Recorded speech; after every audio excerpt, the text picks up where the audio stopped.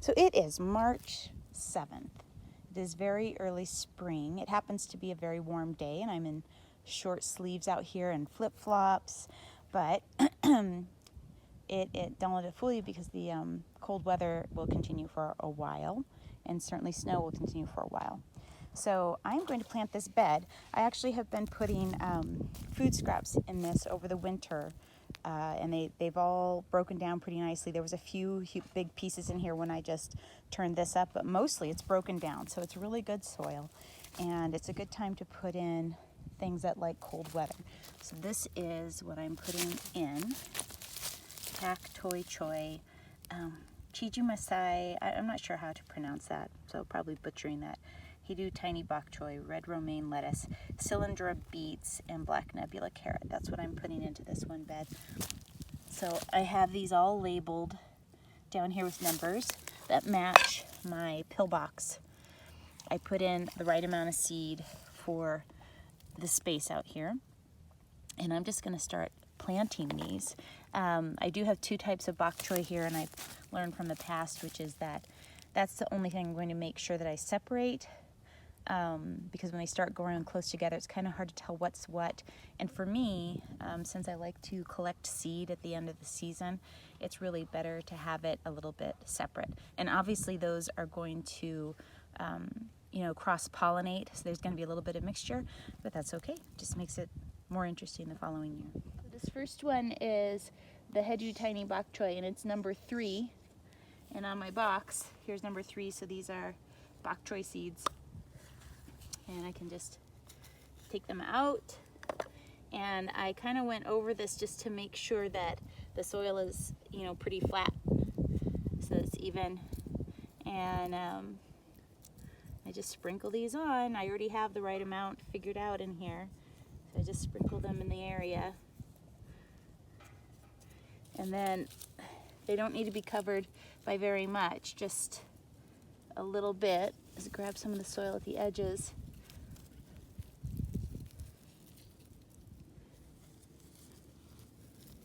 And just kind of like that. And then just get it good contact. And that's about it. That's all that needs to happen there. So I'm going to go down, and the next one is the red romaine lettuce, which is number 5. I'm going to move this for just a minute and clear some of this kind of bigger stuff out of the way. Since I did put food scraps in here earlier in the season, sometimes I run into like food scraps that aren't broken down. I don't know if the audio is going to be good on that or not, but I'm trying. I'll speak louder. Maybe I should speak louder. Okay, so anyways, this was number 5. Here's my number 5. And lettuce is basically kind of like growing a dandelion. It doesn't take much effort to grow it. I have found the key with lettuce is to not do much. The less you do, the better it is. When I have tried too hard, I don't get any lettuce. When I just kind of dump it in, it just takes care of itself. So there's the lettuce. And these are beets. And the beet seeds are a little bigger than the other ones. And I do space them out because they need room to make a root. So this is number 6. Here's number 6. These are bigger. And like I said, they need to make a root. So you need to space those a little bit. On the packages, it usually says, it's got some huge number, but I don't usually go by the package instructions because I think they are being overly generous, I guess I'd say. I mean, I'm not going to let these probably get full size because they taste better when they're smaller. So as long as there's just enough room, and these beets go down. These are like cylinders, basically. They grow down. So I think I can get more out of them. And then the other thing is when I've planted beets in the past, they all germinate at slightly different times. So if I have 2 beets that are really close together and one is like big enough to be picked and one isn't, I'll just carefully pull the bigger one out, which allows room for the one that germinated later to continue growing. So it works. I wouldn't be, yeah, I don't go by the package on these. I think they're talking more like, I don't know, if you want to grow a show specimen beet. I just want to grow something I can eat. So this is fine for that. Almost done here.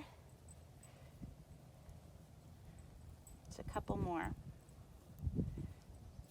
And then these all are kind of like in these little divots, and if I just kind of gently brush my hand over the whole thing, they are in and good to go. Okay, next. I'm gonna move. I don't have any water hooked up, and I won't have any water hooked up for a while because I don't need it, but I am gonna put these back. So this is choy. It's a bok choy, but a little bigger than the other one, and it was number 2. So I'm going into number 2, and you know, kind of just flatten this out a little bit. Use an eggshell, kind of crunch that down.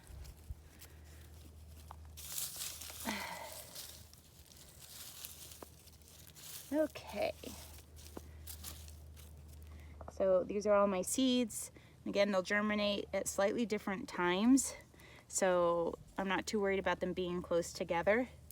I just pick out the larger ones and let the smaller ones continue to grow around it, and it works. So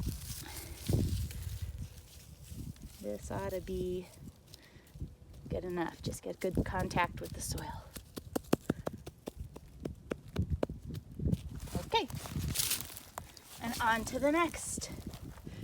This is Black Nebula carrot, which I haven't grown yet. That's a new one this year. It's number 4. I'm just gonna clear a little bit of space so I can sprinkle the some dirt on after I'm done. So I'm just clearing that out of that. This is gonna be a problem with carrots because they need room to grow. So just, if you have big things, big chunks or rocks or whatever, just pull them out and move them aside. And with carrots, you need really loose soil if you want them to grow straight. And you know, that's what this is. So just take the time to prepare your soil ahead of time and make sure it's loose. Okay, so this is number 4.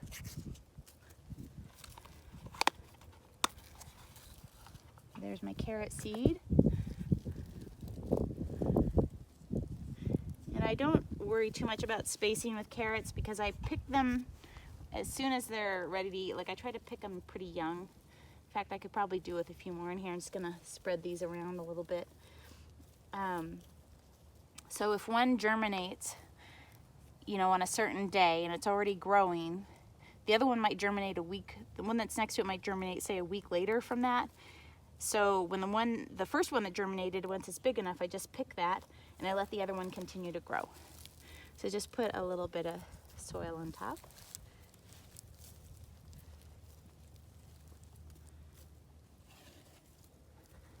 And that should be good. And when I'm patting it, I'm not like, you know, doing this super hard. I'm just doing it enough to make sure that the seed has good contact with the soil. And then we just have one last space. Move this back. This is the Chigi Masai greens. I'll have to look up how to pronounce that. I'm not entirely sure. I'm guessing it grows similar to kale and bok choy and all the rest. The seed looks a lot like bok choy. So I'm gonna plant it just like I do my bok choy. Here's this.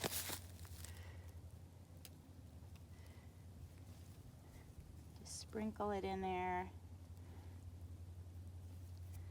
And we'll see how it goes. So a little bit of soil on top.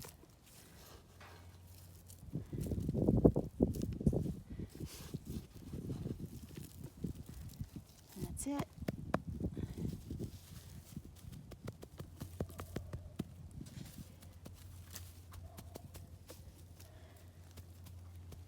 So with all of these, since they are kind of things that you would want successive amounts of, Once these get to a decent size, you can come out and put more seed down so that you'll get a second flush of them. And that's about all. So I came back and I added just a little bit of clover thatch as a mulch. Most people don't have clover thatch, I realize.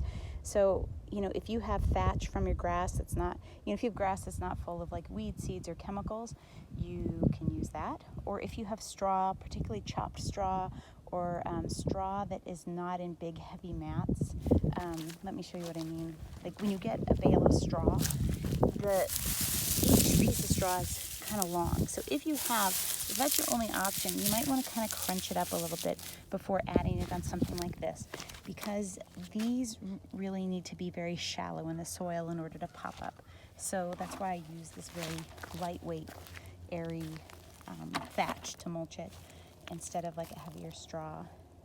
So there it is, and hopefully in a couple weeks we will have, well, I'm sure in a couple weeks, wasn't it good? I've been doing this long enough to know that, you know, if you put a seed in the ground in the right conditions, it's going to grow. I know a lot of people say they have a black thumb and they just can't do it, but honestly, it's as simple as that. There's nothing in the universe conspiring against you. You just have to have a few basic things that are checked off. It doesn't have to be exactly like mine, but a few basic rules to follow, and it'll work.